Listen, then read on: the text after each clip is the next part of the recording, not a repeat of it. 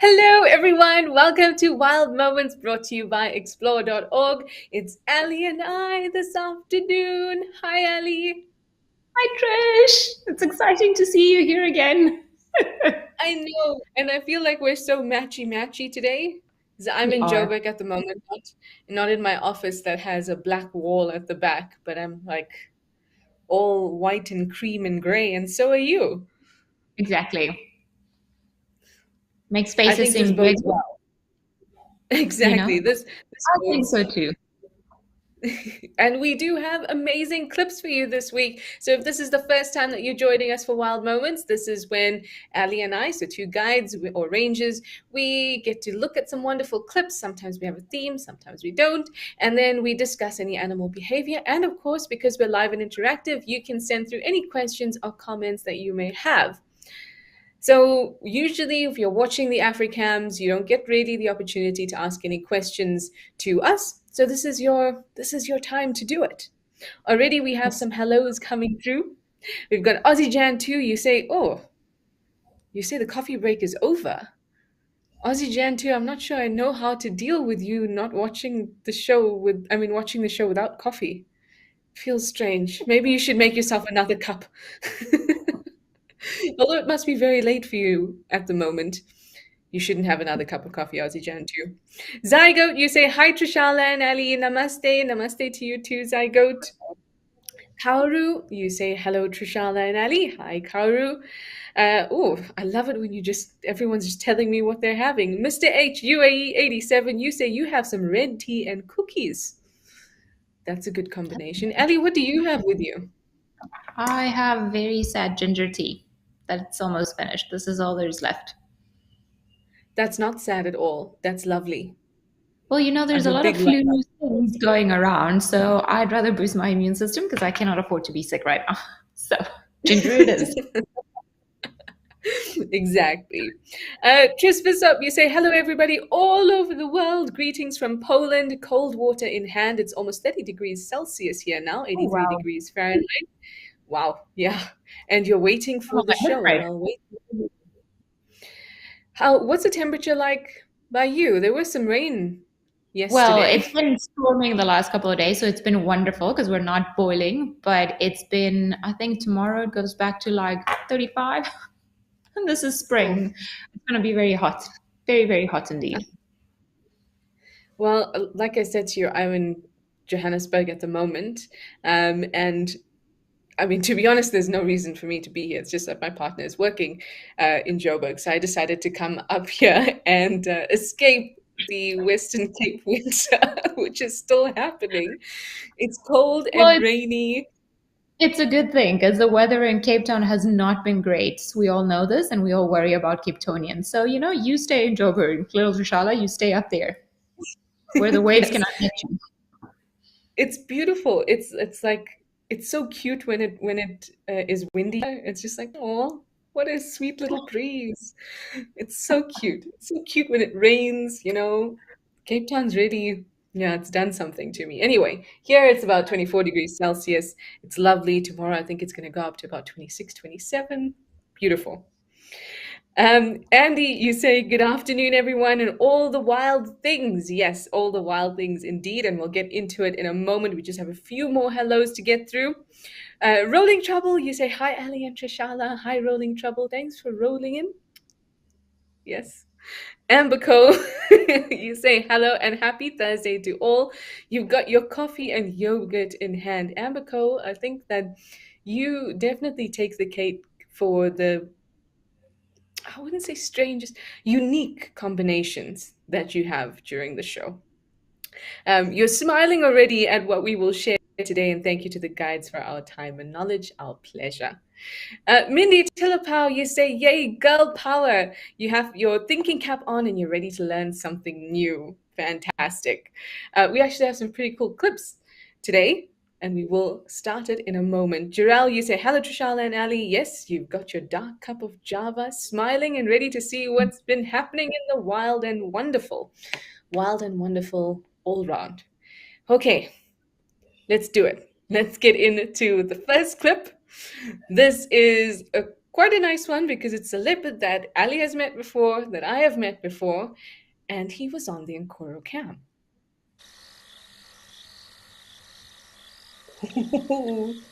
It's a big cat, I must say. Like, even on the Is camera, when I not really appreciate size for certain things, like, even then, I mean, look at those back legs. Looks like you can yeah, make pork out of it. Like, they're massive. he is massive. So if you're not sure who this is Mulwati. He's the dominant male leopard a little bit further west than this area. I'm not sure if you've ever seen him on the Nkoro cam before. Normally, the male that you would see on this cam is the Airsfield male, which I haven't met. Have you met him, Maddie? No, I haven't. I think he's just starting, the airfield male is just starting to head into this general area and then just trying to settle himself there. If I'm not mistaken, and I could be making this up, I think the airfield male is still a younger male and Molawati is older. So, could be that he's maybe expanding. Maybe he's caught wind of somebody else trying to establish themselves here a little too much. Because, truth be told, I don't think we know exactly where Molwati hangs. I mean, we have a basic Yeah. idea of maybe where the core of his territory is. But unlike many of the other leopards that we see in the Sabi Sand, Molwati is a leopard that doesn't like to be seen. He's actually really, really hard to spot. He doesn't like the cars. He's very good at being a leopard and then just eluding everyone. Yeah. I think he was born in 2004. Sorry, Hmm. 2014, I not was going to say, and I 2004. was like, yo, Trish, that's a very old leopard. No, 2014. And I think of the leopards in the area, the male leopards in the area is probably the oldest. Um, and you're Yeah, right, he's you don't get to know exactly where his territory ends because suddenly you see I mean, there's no other leopard in the immediate area that's as big as him. And when you see his tracks and you think, oh, what are your tracks doing all the way over here? I think there was a time, so there's another male leopard towards the west of the area that Ali and I would usually see Mulwati in, and his name is Tortoise Pan. But there'll be times where I'll see Mulwati's tracks way into Tortoise Pan's territory. And then I'll see Mulwati's tracks way to the east as well. So it's really hard to figure out where the lines of his territory kind of are. And we know they're not straightforward lines, but usually there's a significant break. But I don't know where it is with Mulwati. I don't think anyone does. And I think it's also the interesting thing about leopard dynamics is that they're constantly changing. So, Yeah, TP could be pushing from one side, Arfield could be pushing from another side. And for all we know, there might be another skittish male that hangs around in the Kruger boundary that's coming around as well. That is, because we're very arrogant, aren't we? That we assume when we see tracks, we're just like, it's got to be this process of yeah, elimination. There's no other leopard here. It's got to be this, but it could actually be somebody else. yeah. And then I also think that quarantine, the male leopard quarantine, was Mhm. also seen around Koro. Yeah, Um, I think we did a show. I think there was a show recently that I did where he was around, or maybe I saw an update somewhere. My memory's not been great, so or maybe it was an update somewhere else. but whatever it was, that he was definitely in that area. So I think quarantine being in that area, Mawati moving towards that area, and like Ali said, he's very good at not being seen. And of course, with the cameras, it's not like he knows the camera is there, but he's very good at being a leopard, unlike the majority of the other leopards in the Sabi Sand, who are not so elusive. Yeah. So maybe he has been in the area before. Well, what would be interesting would be to see what's the next leopard that pops on the camera? Is it going to be Mulwati again? Or, because of course, like, he thinks he's clever, but he doesn't know that human eyes are still seeing him through the camera. But it'll be interesting to see what the next male is that comes around onto the area, because then that gives you a little bit of an insight as to who's going where and then where animals are going. And that's definitely interesting. Because I even went and checked the Panthera reports for when I saw that Molawati was seen there. And I was like, I just want to see maybe he's been seen around the area before. And for the last sort of 4 months, he hasn't been because it relies on human observation. So he can be there. The fact that we don't see him doesn't mean that he hasn't been there, but nobody's seen him there before. So, you know, leopards just keeping us on our toes, reminding us that we don't know everything. Oh, Gert in the Netherlands, you say, hello, Trish and Ali. Good day, everyone. Greetings from Holland. Um, yeah, Zygote, you say, thunder and rain here for the last couple of days. Well, just like Ali. I wonder if it's also Mhm. hot. Bob from Kalamazoo, you say, good day, Trish and Ali. Diet Coke in hand. Knew it. Expect anything else? Brianna Burt, oh, you say your fifth grade class and you are watching this morning. Hello, everyone in Brianna's class. Thank you for taking the time to learn about African wilderness. And remember that you can send through any questions, no matter what they are. Okay? And we're glad that you're here with us. April Owl, you say, good morning. You're drinking your hot blackberry citrus and zinc tea. Ooh, in the 40 degrees Fahrenheit in Connecticut this morning here. Ooh, Oh, bit wow. chilly. Rolling Trouble, you say he is huge and he is a great dad. Um, he is huge. And I suppose he is a good dad. It's so hard. It's so, but Ellie looked at me and she knew exactly what I was thinking because it's such a difficult thing to say that a leopard is a great dad. But I think maybe Rolling Trouble, you're thinking about Marie, who's one of Mawati's offspring, and he seems to be quite tolerant of him, despite Marib's continuously growing and slowly needing to become territorial. Well, What do you think, Ali? he's gone. I saw Marib's. I was very confused because I saw him in the middle of Londolozi, which is a reserve all the way south from where he normally hangs out. And everybody's on the radio. It's like, oh, we've got an unidentified male. He's young. He's a bit skittish. And when you look at a leopard, and I was like, that looks like Marib's. And I'm like, no, I'm making up stuff. I'm going crazy. There's no ways. And then I bumped into Tristan because we were there at the same time. Tristan is another guide. And then he turned around and he was like, did you notice who he was? And I was like, I didn't make it up. But that is insane. Yeah, right. Well, it's the same as, with male leopards, it's unfortunate because we get fairly attached to them. But the truth is that the day will come where we will eventually disperse and go somewhere else. So in the case of Mawati, for example, he was born in Thornybush, which is quite far. And then he came all the way to where we're seeing him now, which wasn't great because we inherited a territorial, not super relaxed male, which is not ideal for tourism. But then other areas are potentially going to inherit cool, relaxed males, like it's happened with Maribs, or, I don't know if Yeah. Shasha was ever on the cam, who else? Tamba, all of these young males that have dispersed from the northern Savisan. Some of them I wish they would have stayed there. I like them. Don't we always? Hmm. When was that, by the way? Like 2 weeks ago. Wow, that's really interesting. Now I'm kind of like looking forward to going back when I do 1 week and ago, figuring. even. Tris Visup, you say that was the first sighting of the ghost at Nkoro. Thank you for that. Kirst also did let us know.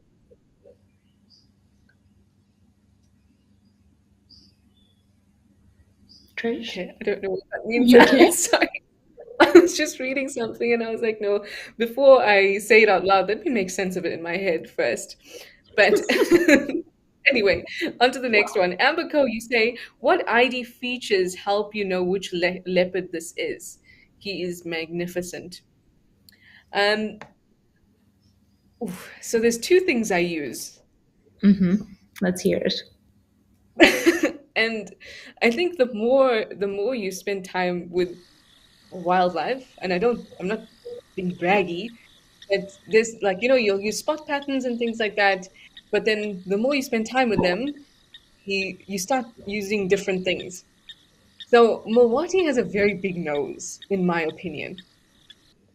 I find And he's got like he's a so very big. long muzzle, like very long Exactly. face.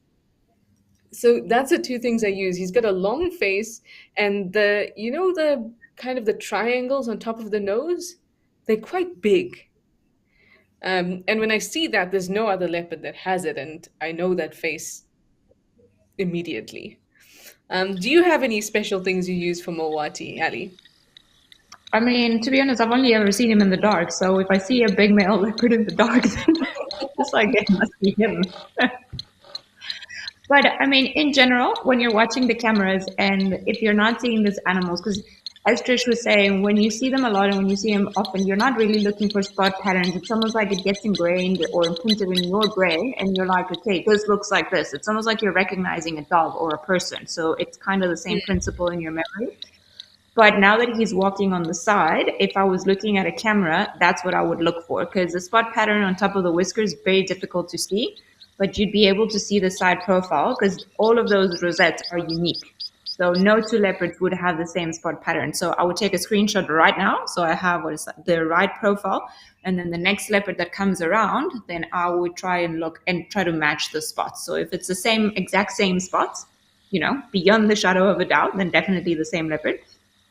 If not, if they're different, then it's very obvious when they're different. Then you'll know it's another leopard. So I think Yeah, for the camera, the easiest thing would be to actually get the side profile because they're all different. yeah, absolutely. Uh, Jive Bunny, you think that Mowati is two timing his lady leopards on Juma? They always Well, do. that's all leopard. That's yeah, that's all of them. Because remember, a male leopard's territory is larger than a female leopard's territory, so his territory is going to encompass the territory of a few female leopards. Um, so it's more like sister wives than it is like two timing. Bad, No. bad, bad. Never mind. Moving Yeah. on. Okay, good. Split up. You say maybe he will move east, leaving Juma territory from Maribs. Well, I think Ali just dispelled that. I mean, who knows? Maybe Marines will come back. It does happen that they'll go very far away and then they'll be like, no, actually, let me go back home.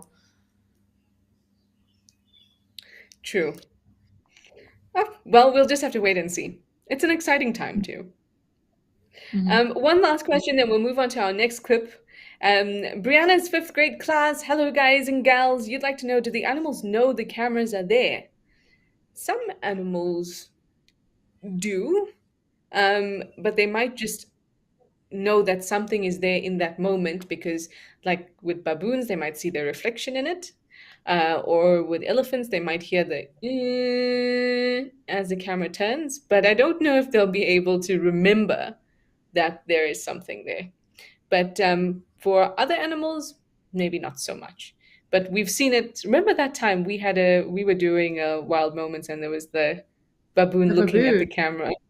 Yeah, Yeah. um, and Ali was correct. She said that it was probably looking at its reflection. So that kind of thing probably draws attention to the cameras, but the animal won't know it's a camera. It just knows that something is there at that time. If the next time they come around the same spot and the camera's not making a sound, then they're probably not going to think about it. Okay, let's head off to a different camera, to the Ancora one. This one is Katmai Pan. We can have a look at some birdies. You call them birds. Oh, Shame. they're so sweet. So I feel like the term birdies is not appropriate for them. These are really big, they're top of the line. Oh, and there's a very random ground That's hornbills interesting. there. Okay, so all of the birds that you're looking at, there are vultures, but those three troublemakers that arrived in the end, that's a different species of bird. It's called, that looks like a turkey. Those are the ground hornbills. And I've never seen them interact before. This is fascinating. This is great. What are all the vultures? And there's two juveniles as well. And they're the ones leading the charge, Yeah. you know? Brave youth. Wow. So, from what I So understand, there's a kill close by, which explains the presence of the scavengers. Why do you think the ground hornbills came along? Just an opportunity, you reckon? I think they were probably going for the water, and then oh yeah, there we go, and then just bumped into a very busy water hole and did not enjoy having to share the water hole with all the vultures. So vultures get sort of a bad reputation because they are scavengers. They will go and feed on dead animals and pretty much clean all of the bones and everything up. But they get pieces of meat and organs and all sorts of things on top of them. But because they do, then they have to go and take a bath because otherwise they're going to be very stinky. Their feathers are going to rot and they're not going to be able to fly. So they're actually very clean creatures. So as we got told earlier that there was a kill not too far from there. And obviously, all the vultures came because that was the closest water hole. So they feed, bathe themselves, dry themselves, and then off they go to look for their next meal. I think it was just coincidence that the ground hornbills were there, but that was really interesting. I've never seen those two species, and they don't eat the same things. So the ground Yeah. hornbills will eat live creatures. I mean, wouldn't put it past them to eat sort of certain dead things, but that's not their primary target. They will hunt their own food on the ground, really. So Yeah. that was funny. That's Ground very hornbills. interesting. You gotta watch them. Yeah. The ground hornbills, they look like that, they look like they have the Like potential gangsters. to, yeah, absolutely. I had a bit of that And mafia attitude going in, like, out of the way, vultures. yeah, and they also look like they have their hands behind their back. Like I always think of it like a principal walking the schoolyard, hands behind their back and slowly monitoring as they walk. That's a ground hornbill for me. And then it comes across a group of vultures causing problems, probably in its own head. But what I was looking at while you were talking about the fact that they were cleaning them, that well, they have to do some sort of cleaning. Sometimes they don't have the opportunity to do that straight away, but they will move to the next water hole. So we know that on the heads and necks of vultures, they don't have full feathers. They have this downy kind of feathers on their heads and necks, and that just also aids in making them a little bit cleaner in the sense that the things are not going to get stuck in their feathers. Because if you've watched a vulture eat, they like to stick their heads right into a carcass, which means that blood and other fluids and bits of other viscera are all over their heads and necks. And it makes it a little easier for them to clean if they don't have big, bulky feathers that they need to wash off. And all of their heads look pretty clean. Yep. I mean, it is pretty amazing to think where they are and how they've been designed to just counteract their feeding habits. Hmm. Where this ground hornbills.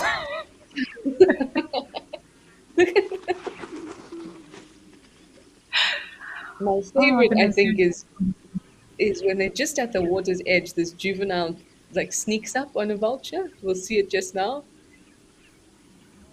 There's something hilarious to me about that.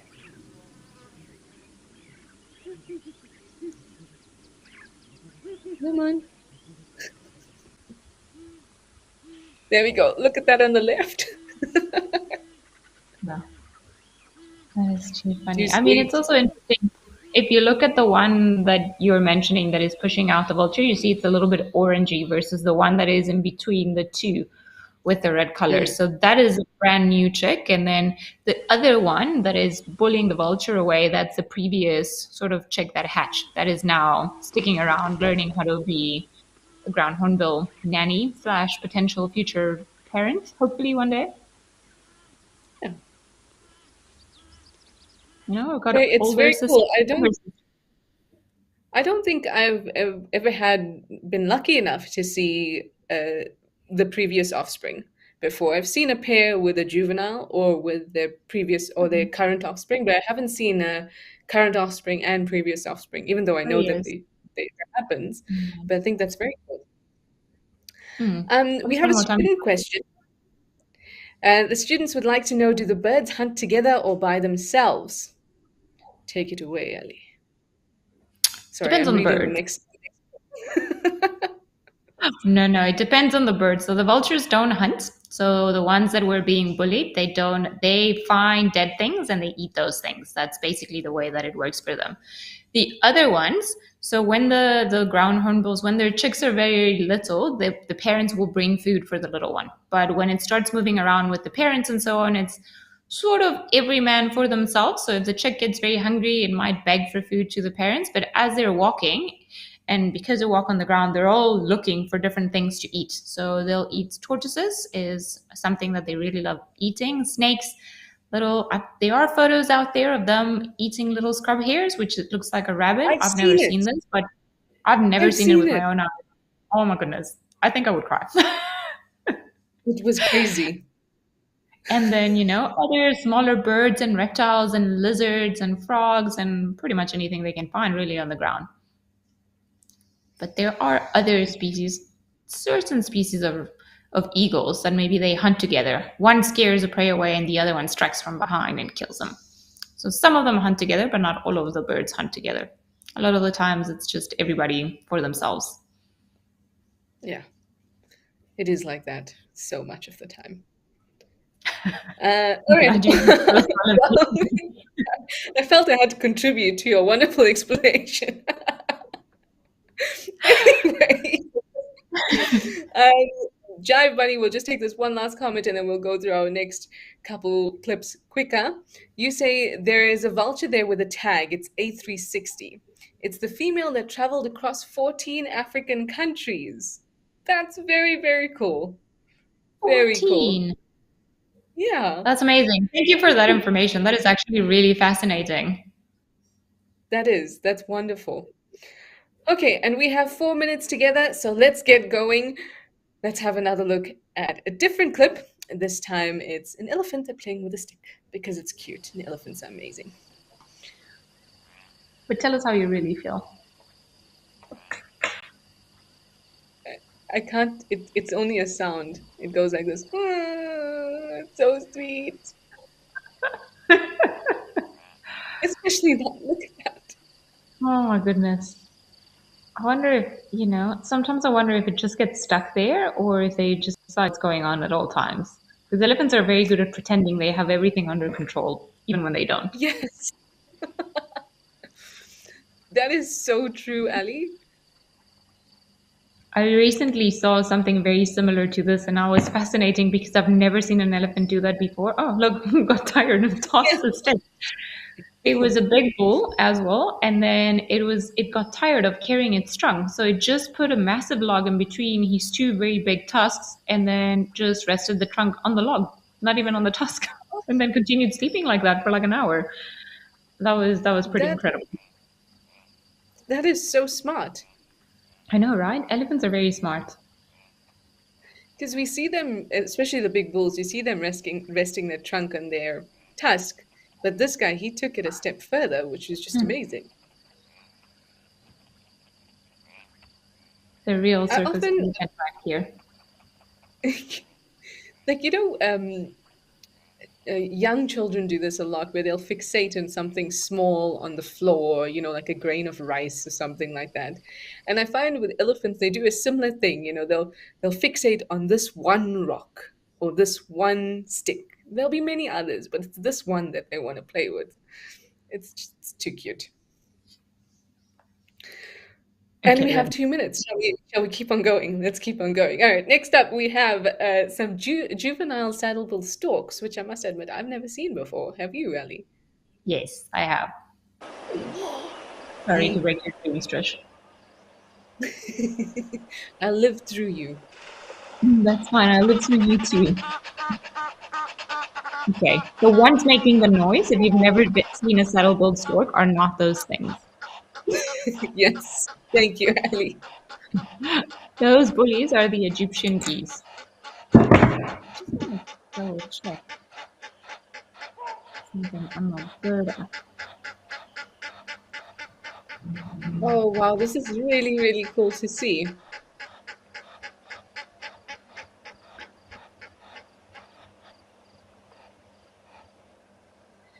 Just like with the when we were looking at the ground hornbill just now, and one is still a chick, one's a juvenile, but they look so big.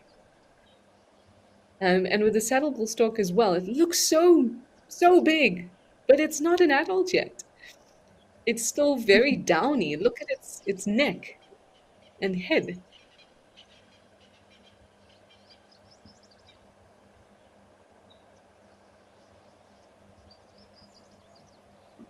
Oh wow, this is amazing. Look at its knees. Look at its cute little pink knees.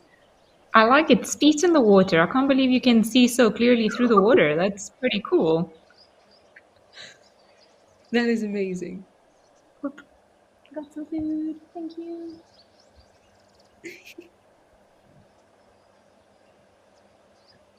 Now, the reason Oh, that look. we're commenting on the color and the size, you may have noticed, especially I'm talking to the kids, especially from the school. Um, Juvenile birds or chicks look different to juvenile birds, and juvenile birds look different to adult birds. So it's only when they're adults that we get to see that vibrant color that we're used to seeing. So these saddleball storks, they can be really, really pretty with bits of red and yellow on the face or on the beak, and then the body's black and white. But we can see with this one, it kind of looks mixed up. And many juvenile birds look all mixed up. Yeah. We are already out of time. All right, quickly, let's have a look at our last clip very quickly, and then we can say goodbye. I always feel bad if we don't go through all the clips. Oh, that's because we spoke a little too much. We got carried away. Yes. Oh, hello. Where are you going? Snake. Alrighty then. They are coming out more than it is getting a little bit warmer, so they're more active. What are you, little snake? Oh, I have no idea. I can't even throw out a guess here. I think maybe one of the venomous ones, but like this is just said with no absolute confidence whatsoever. I mean, just the tip of the tail. Getting right into the mic box there. Why not? Oh, Alrighty. that skink was like, no, out of here. No ways. Well, Thank you. hello, what are you doing? Oh, oh. Some creatures might have a bit of a death wish. I think the gecko's trying to make, oh, it's gecko's trying to make a decision about food or foe.